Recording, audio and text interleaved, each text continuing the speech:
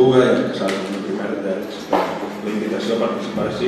Moltes gràcies a la llibreria Litruc perquè és la nostra antena, l'antena de Caramella, així, en el sud, és un de les llibreries dels Països Catalans, on es pot trobar la Caramella, i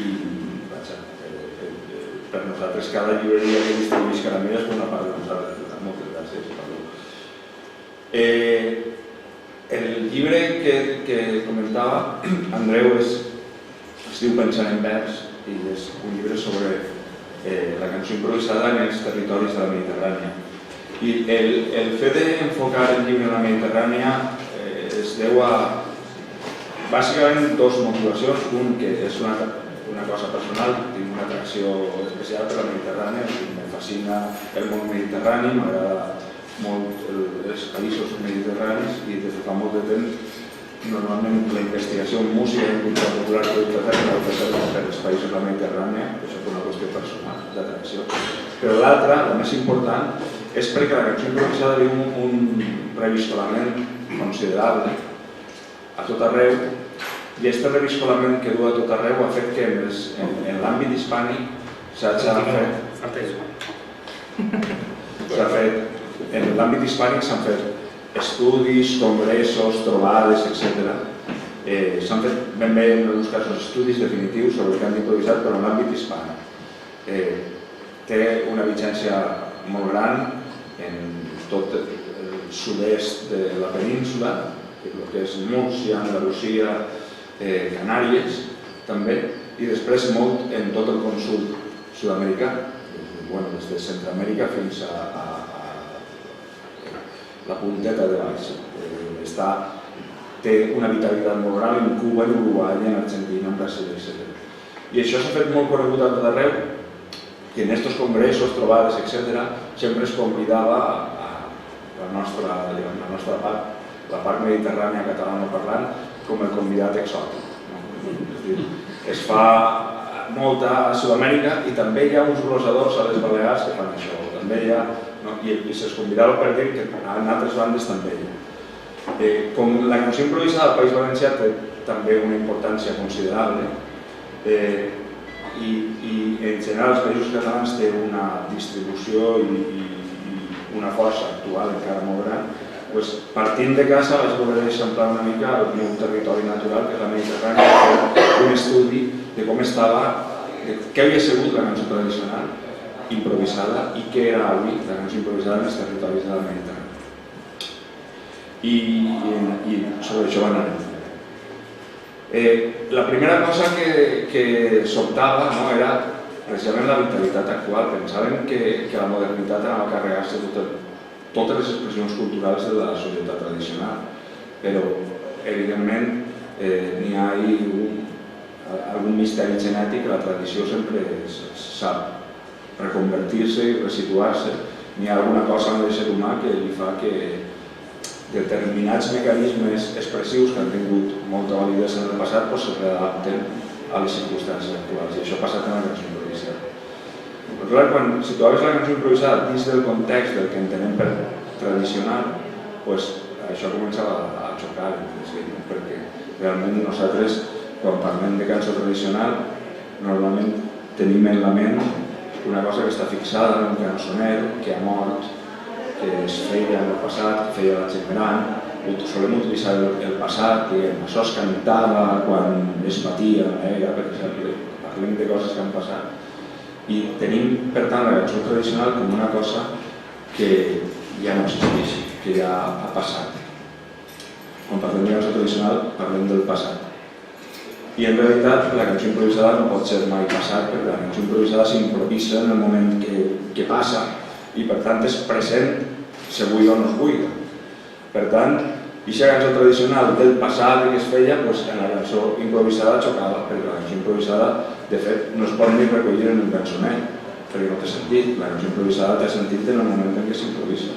La cançó improvisada es crea, s'interpreta i es rep i es digereix pràcticament de forma simultània. I per tant, sols té sentit en el moment en què passa. Resultava curiós que nosaltres li diem tradicional la cançó improvisada no era, però realment era de les poques tradicionals que havien arribat. Per tant, el concepte de tradicional n'hi ha que revisar-lo una mica, perquè de fet nosaltres, si estirem el fil de la paradoxa, li solem dir tradicional allò que ja no és tradicional. Li diguem a les coses, els diguem tradicional quan han deixat de ser tradicionals, és a dir, quan han deixat de transmetre's de manera automàtica de generació en generació i les tenim ja com una cosa del passat. La cançó improvisada viu encara, té molta vitalitat. Tota la zona, per exemple, de la costa de Múrcia encara forma part de la vida quotidiana dels rituals associats, per exemple, al Nadal i altres celebracions. Per tant, encara forma part de la vida d'avui, no és una cosa del passat. Per tant, era interessant estudiar aquest fenomen que encara està passant i que encara està viu i que encara fa un paper en la societat actual i no és una cosa això que hem de recuperar, que està en un cançoner i que s'està perdent. Clar, quan comences a estudiar la cançó improvisada et dones compte i et preguntes per què canten i com ho rep la gent i què sent la gent quan es canta això. I si has viscut en vetllades de cançó improvisada, veus que això té una força encara, una força emotiva, una força comunicativa que resulta curiosa en una societat actual governada per els mitjans de comunicació estàndards i en pensament estandarditzat. Aleshores, apreciar la cançó improvisada, ara en aquests moments la gent que s'apropa des de fora l'aprecia per l'habilitat del cantador. Hi ha cantadors que són una absoluta meravella de la naturalesa, la facilitat que tenen per improvisar els versos, lligar i donar substància. Però la gent que ho viu com a vivència personal, el tema improvisat no li dona tanta importància. La improvisació és simplement una necessitat. Necessites dir alguna cosa del que està passant ara i per tant no pots ser algo memoritzat, tens que crear-ho en aquest moment perquè vols expressar un sentiment que tens en aquests moments. I la gent encara ho viu així, ho viu amb una emotivitat que és molt difícil de viure dels silencis des de fora.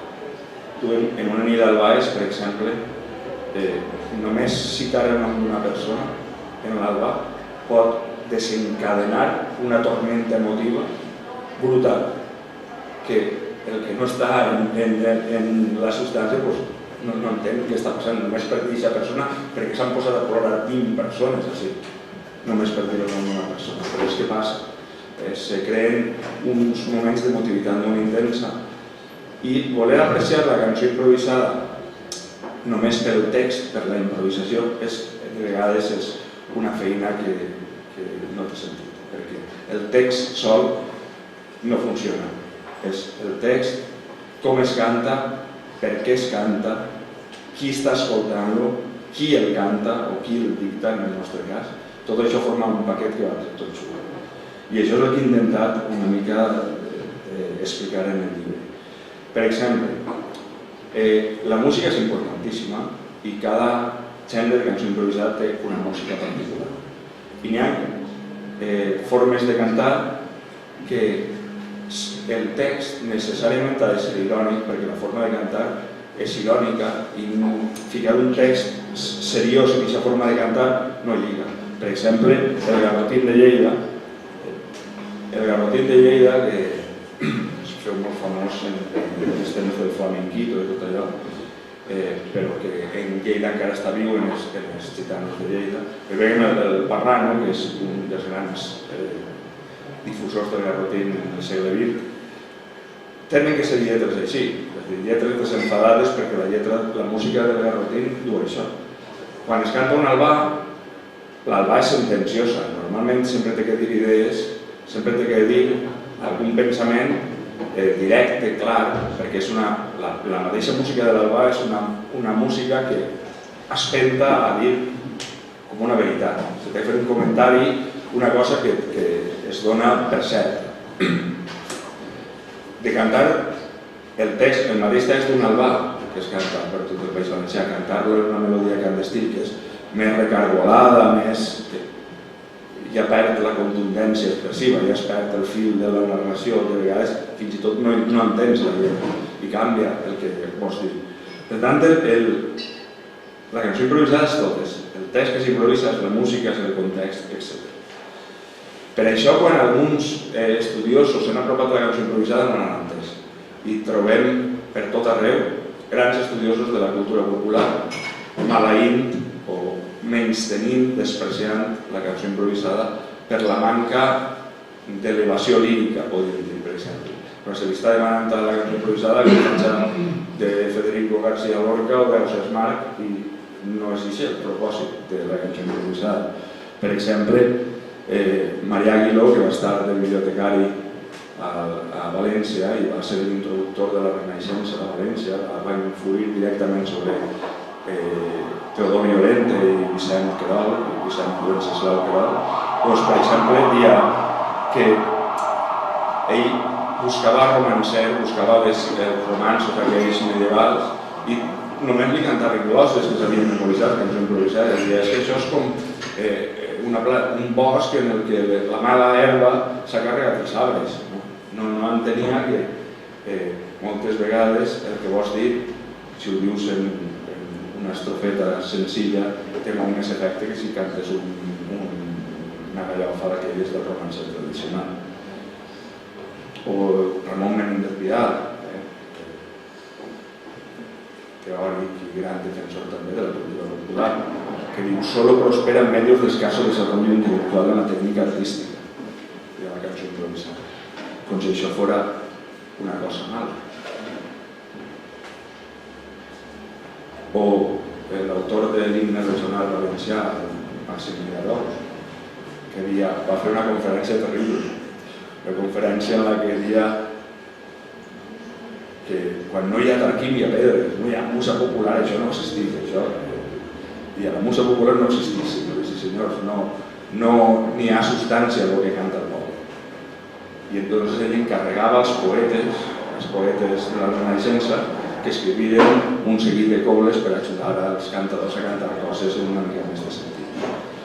Aquesta actitud la tenia exactament igual, idèntica, una persona que podíem situar a les antípodes de Maximilià d'Ors, a les antípodes culturals, perquè és una persona ja de pensament modern, com Joan Fuster, que també escrivia uns quants articles carregant-se la cançó improvisada per les mateixes raons que se'l carregava Maximilià d'Ors. Bé, això és un debat molt antic. És un debat de si la cançó improvisada se necessita cultura, no se necessita cultura, el cantador naix o se fa. Hi ha un vell glossador mallorquí molt major que li preguntava en una entrevista a un periodista, li preguntava: el glossador, l'improvisador, naix o se fa? I ell contestava: home, haurà de naixer per ser glossador. Pues això. Per exemple, es recull una glossa de Mallorca en què es trobava amb un coremel. Un coremel és un predicador de Quaresma, un frare d'aquells que anava a predicar a Quaresma, i li dia a un gran glossador mallorquí, un dels més grans de l'època, el mestre Lleó, li dia: i ja direu en Lleó una paraula secreta, que un home que no sap de lletra no pot ser glossador. I Lleó li contestava, li dia: direu en Escoremer que en el món va ser primer l'enteniment que és la lletra. En canvi, altres, com també cantador, improvisador de Xotes de l'Ebre, el Francisco Balaguer, i en Boca de Bou, un personatge bastant curiós, que feia espiritisme i coses així també. Ell es vanagloriava de que ell tenia cultura i de que per cantar, per improvisar, se necessitava haver llegit els clàssics. Tu tenies que ser un expert en Don Ramon de Campoamor per poder després improvisar. I li dia a un altre, a un rival seu, a Caragol, li dia que has d'estudiar molt de llibres i no dir caracolades, perquè el que canta sense lletra només pot cantar tontades. Arribava fins al punt la fixació de Boca de Bou en el tema de la cultura, de que l'improvisador tenia que ser culte, que s'anunciava d'aquesta manera. S'anunciava un recital de jotes amb ell sentat en la tauleta i els llibres, que és precisament està a l'altra punta del que és un cantador de jotes de l'Ebre que va vestit així de llaurador i com així no teixidor, que és dels grans cantadors de l'última fornada. Bé, en tot cas, això ara sí que aquesta discussió entre la lletra i no la lletra i si és més culta o menys culta la cançó improvisada i l'altre sentit, perquè realment la lletra ja ha entrat ara en la societat tradicional. La cultura oral era l'única tecnologia de la comunicació que existia, però ara, evidentment, tot el món té contacte amb la lletra de manera directa o indirecta. I, de fet, els guanyadors del gran concurs de versolaris, com l'Andoni Ganya o la Mayalén Lujavión, Andoni Ganya és filòleg, trenca totalment la imatge del versolari basc, aquell que és una persona superprimitiva, que es dedica a trencar troncs tot el dia i a mullir vaques. Ell és filòleg i escritor, Andoni Ganya, i Mayalén Lujavión, la que va substituir en el trofeu. Andoni Ganya va guanyar durant 3 campionats consecutius, després va guanyar Mayalén. És llicenciada en Belles Arts. Bé,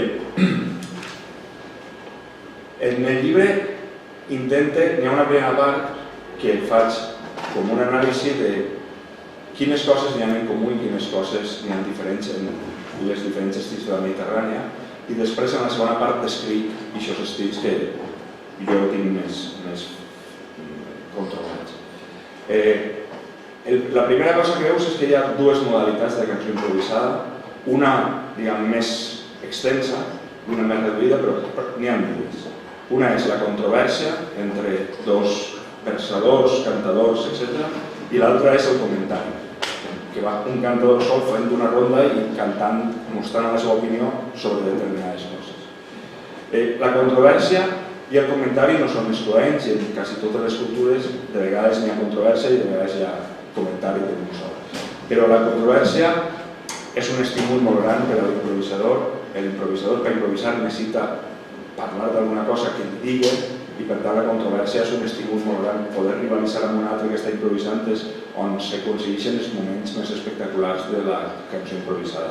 Quan hi ha 2, 3 o més versadors, cantadors disputant entre si. Per exemple, si una de la primera gran generació de cantadors valencians, Evaristo i Mujero, que es veiem així en la rondalla del Vicent. Evaristo és el que té la guitarra i el Mujero té l'altra allà. Una copla dia que Evaristo s'ha dadat en qüestió de salvaes i Mujero li ha guanyat les guitarrades, perquè en la controvèrsia hi ha vencedors. No hi ha un jurat que decidisca, però al final el públic, el que està escoltant, sí que decideix qui ha guanyat. O un cantador ha fet callar a l'altre. Això de la controvèrsia està estesa per tota la Mediterrània i té noms diferents per tot arreu. A Eivissa, per exemple, es diu Cançó de Porferi, no és improvisada allà. Ho seria possiblement en el seu dia, però ja fa molts anys que s'hi canten textos memoritzats, però es discuteix un home i una dona, així a més, amagant-se la cara, com està ahí en la imatge. La Toscana, per exemple, està amb els poetis, notabarrimes, poeti i abratxo, que es diuen, on discuteixen entre ells, mireu ahí la gestualitat del que canta i el que rep. Però també hi ha el comentari, per exemple, si veiem algun dels grans troveros de l'Alpujarra, de Granada, Miguel García Carriota, que morí fa pocs anys, que dia, trobar. Bueno, això se l'atribueixen molts altres, perquè això de la cançó improvisada, quan es memoritza, després cada un li atribueix la cobla a qui vol. Apareix atribuïda a Candiota i a molts altres. Però Candiota, que són dels grans, nosaltres acceptem l'atribució i trobar es rápido invento cuya misión es unir la rima y el fundamento y en 5 versos decir lo que siente el pensamiento. O Lo Canalero, que és un cantador de jotes de l'Ebre, que deia que perdonin a la gent el que jo puga cantar, que estem en la democràcia, tots tenim dret a parlar, cada un fem un comentari del món del modo que va. Això seria l'altra forma, la controvèrsia i el comentari. Després, n'hi ha, des del punt de vista formal, N'hi ha cant que es canta a pèl, sense ningú tipus d'acompanyament instrumental, i cant que es canta amb un acompanyament instrumental sofisticat. Per exemple, el cant d'estil es canta amb una rondalla mixta de vent i corda, el cant d'estil valencià. Així veiem a un dels grans versadors valencians, probablement el versador que tot el món considera el més gran del segle XX, que és el tio Nelet de Sant Isidre, que el veiem així dret, vestit a la manera antiga, al costat d'una diva de la cançó, que és vestida com si anara a cantar en San Remo, que és una gran victorieta, molt jove. Al costat del xic del Carme, Anatoli Tormos, de Pinareta, i apareixen alguns dels representants importants del cant d'estil valencià del segle XX. Tens un àlbum sentat, Sí. La Victorieta ha creat una escola molt important, té alguns dels frasejos més bonics del cant d'estil, i ha estat molts anys donant classe a la Universitat Popular i ha transmès aquests fraseigs que en alguns cants és realment una creació preciosa. Ara està una mica retirada. La gara poètica a Sardenya, no sé si conegueu una mica de cançó sarda, però els sards tenen uns cors polifònics que es diuen el canto a tenore, que fan uns cors com si foren animals, i ho fa el so, diuen que un és el del vent, l'altre és l'ovella, l'altre són uns sons culturals que són molt primitius, molt bonics.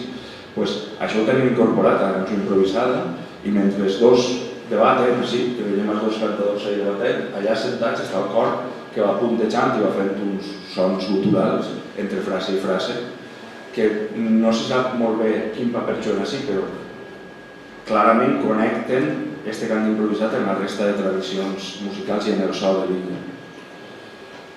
Així tenim el gran veterà del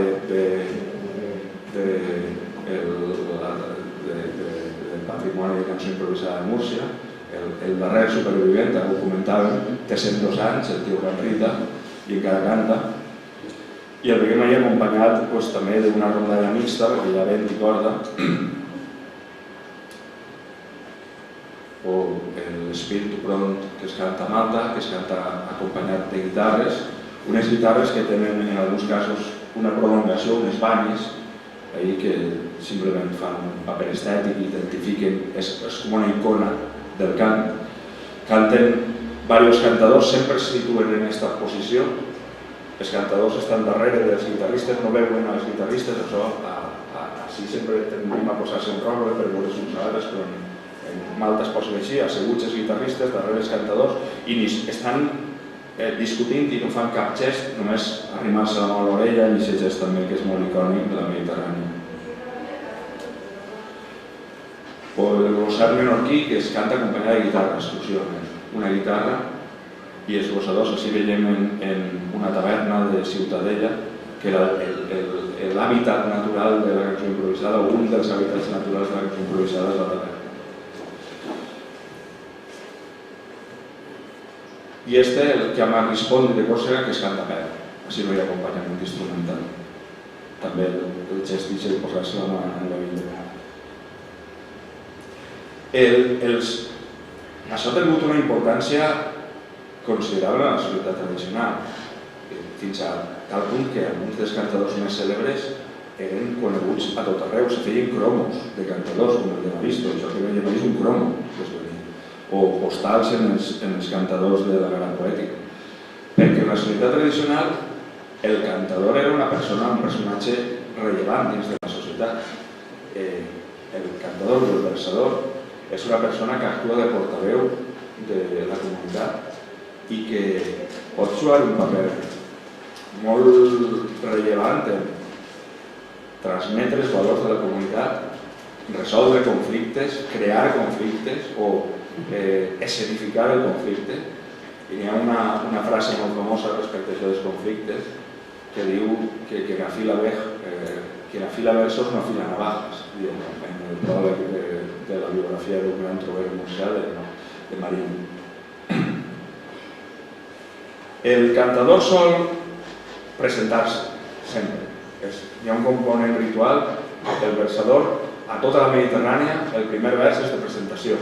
Això fa que sigui conegut també, sempre es presenta, se fa una salutació, s'invoca a les muses o a Déu o a qui es vulgui i es presenta un. Com així Miquel Amitier, el gran glossador menorquí. O Llorenç Capellà. Queden moltes en la memòria d'aquestes presentacions, que són presentacions agressives, vehements, que diuen assistir jo i soc el millor. Jo som batlle, no du pare, del llinatge capellà, damunt es punt desglossar, ningú me pot capturar i és qui me capturarà ja no és anat ni neixerà ni serà morir de mal. Però el cantador aprofita aquest estatus que s'ha anat llaurant per fer una cosa important en el cant, que és la transgressió. També la improvisació, el fet de ser cantada, permet unes llicències que en el discurs parlat serien intolerables. Aleshores, n'hi ha una via també per a sotmetre el sistema, podríem dir, a proves d'estrès i anar eixamplant els límits de lo tolerable gràcies a la cançó. Per exemple, tota la repressió sexual de la societat tradicional es ventilava o es canalitzava, l'eixida es desfogava per la vida de la cançó. Per exemple, així Dionís Baró, que canta les patacades de Cadaqués. Perquè la primera de totes les funcionalitats que té el cant improvisat és que s'expressa la persona, el cantador individual. Aquesta copla també l'han atribuït a tots. Jo vaig aprofitar una atribució a Tirilla perquè Juan González Tirilla és el personatge més representatiu de la cançó improvisada en el camp de Gibraltar, d'un gènere que es diu xacarra, però va viure a València molts anys. Va viure a València 30 anys, Tirilla, i el primer és això, necessito expressar. Una segona cosa és l'exhibició d'habilitats. En una societat com la tradicional, on la supervivència és important, n'hi ha en joc dues forces, la competència i la cooperació, que han d'equilibrar-se en tot moment. Però el que exhibeix habilitats, ràpidament aquestes habilitats són com col·lectivitzades, tota la societat les fa com seues i se valora molt que hi hagi persona a una persona, aquests exercicis de força que fan en Euskadi, per exemple, o d'habilitat. En el cant improvisat, el fet, la gràcia per improvisar està molt valorada dins de la societat tradicional. I aquestes habilitats de vegades se duen a límits. Per exemple, ara és molt habitual en concursos d'improvisació fer peus forçats, que te donen un vers i tu tens que improvisar sobre aquest vers, o te donen unes paraules i tens que improvisar incloent aquestes paraules. L'altre dia, per exemple, a Mallorca vaig assistir a una exhibició d'un dels grans improvisadors en aquests moments, probablement el més gran que hi ha avui en el nostre territori, que és Mateu Jurí, que van passar una cistella, cadascú dels assistents en el públic posava una paraula. La gent vol posar a prova la veritat de l'improvisador. Imagineu-vos les paraules difícils de rimar que li anaven posant en una cistella. I juntaren unes 40 paraules en un taco de paperets i Xuri les agafà i començà a cantar i en cada vers incloïa una de les paraules que hi deia. I passava la fulla així, una cobra llarguíssima de 40 o 50 versos, tot en les paraules que diuen i el que té més mèrit, tot amb una substància increïble. Estava dient coses amb sentit. I aquesta demostració d'habilitats, ara nosaltres la valorem en sentit d'entreteniment, però antes tenia un component simbòlic important. El fet que en la societat, en el col·lectiu, hi hagués una persona amb aquesta habilitat li donava un valor especial al col·lectiu. A Turquia, que és la imatge que hi ha ahí, arriben a aquestes exhibicions d'habilitats fent una cosa que es diu, que han improvisat, que es diuen dudac més, que consisteix en posar-se una agulla en els llavis, com veieu, no sé si us ho veig, però els dos duen una agulla en els llavis, de forma que tenen que improvisar sense utilitzar cap paraula que es faci tancar els llavis. Per tant, tenen que estar improvisant, fan un combat entre ells, en una agulla que no se pot caure ni te pot punxar. Per tant, no pots totes les labials, totes les paraules que tinguen alguna lletra al pronunciar-la tingues que tenir els llavis i duen així. És com un joc, però és una exhibició d'habilitats bestial. Estar cantant en una ulla i en furgadents que es posen.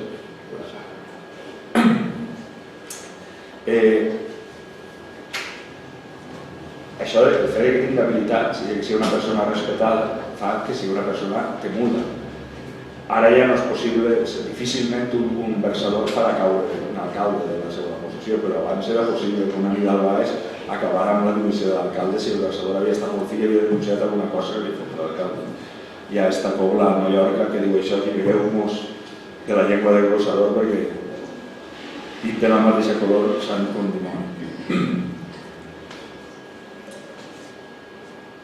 El fet que la risa estigui sempre present en el cant improvisat, perquè sempre la cosa acaba amb un somrís o amb una riallada, no lleva que les coses que es diguin tinguin de vegades molta transcendència. Per exemple, com en aquesta cobla, hi ha un dels grans versadors valencians, el Xiquet de Mislata, que deia això: estic tan orgullós del meu voler que t'ho dic amb l'ull i el dos. Això no sé què se pot dir. Però tornem a la transgressió sexual. S'han dit moltes bestieses cantant en moments en què la repressió sexual era bestial. En els anys 60, amb la vida quotidiana dominada per la moral catòlica, es cantaven aquestes coses. Així no hi ha metàfora, la metàfora no és molt fina, que diguem. Però això sols es podia dir cantant. O esta que té molta gràcia. Perquè diu, abans de fer el pecat vaig complir la penitència i amb molta de paciència ho vaig fer aixecollant.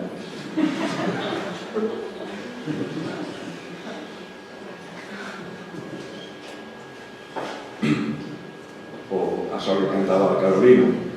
Quina tita més llarga de fer l'Espírit Sant que va embarassar una verge des de l'extant. Que així ja barreja la part sexual en la part religiosa. Dir això en un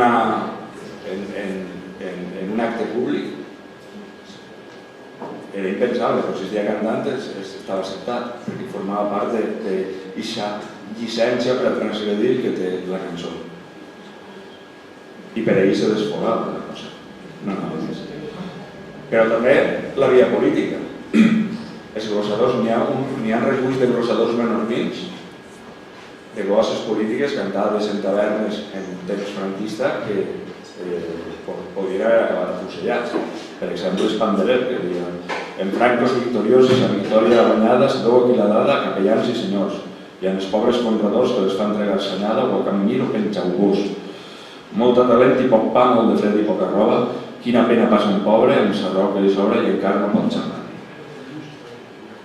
O, anant més enllà, Sebastià Vidal Sostre, que era un antifranquista radical, que cantava això: voldria plogués demà pesta, ronya i garrotillo damunt el cap d'escaudillo perquè aprengués a gratar i li fessin apuntar a damunt cada llumillo, en lloc de llapis cuchillo, el nom de tots els que ha fet matar.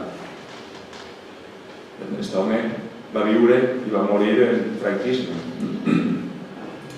i cantant li se permetia dir unes coses que probablement d'altra manera li havien tingut molts problemes. De fet, això probablement si ho va sentir algú de l'altra banda hi podia haver molts problemes també. Però fins i tot això ha arribat en Mallorca amb una vitalitat que fa que encara avui el tema polític de vegades es resolga per la via de la glossa. Per exemple, el que era president de les Illes Balears, Francesc Antich, quan l'actual president Miquel Rousà va començar a apuntar els trets per on aniria la seva política lingüística, que ara estem veient ja expressada amb tota la seva bestialitat, doncs li va contestar amb una glossa en el seu Facebook. El fet que siga possible transgredir políticament no fa que no hi hagi també problemes. Per exemple, a Mallorca mateix, sense eixir-nos d'allí, una improvisació amb glosses dedicades a la corrupció mallorquina del grup Almayuca de Toni Roig, que ja no va faltar, va tindre greus conseqüències per a ell, va ser denunciat, etc. La seva victòria moral és que tots els que signaven la denúncia estan encausats per delictes de corrupció. Janer, Matas i Sibel, els tres estan o empresonats o a tall d'entrar en presó. I encara es poden cantar coses, per exemple, com els matrimonis homosexuals, amb una naturalitat que encara en el llenguatge parlat tampoc és tan natural. I per tant es pot versar alguna cosa que li doni naturalitat al matrimoni homosexual i seguir sent encara la cançó com una forma d'anar eixamplant les fronteres de tolerància de la societat.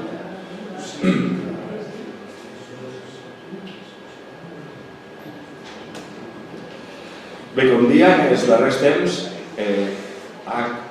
la cançó improvisada s'ha reinventat d'alguna manera i així als Països Catalans alguns grups de folk començaren a introduir-la en el seu repertori. Per exemple, hi veiem De Calaix, Quico Celio, Ensaladillas, Ron Sistent i Pomada, i començaren a expandir-la per un territori que fins aleshores pareixia estar vedat, que és el de la gent molt jove. Es va crear un fanzine, una associació que es diu Cor de Carxofa.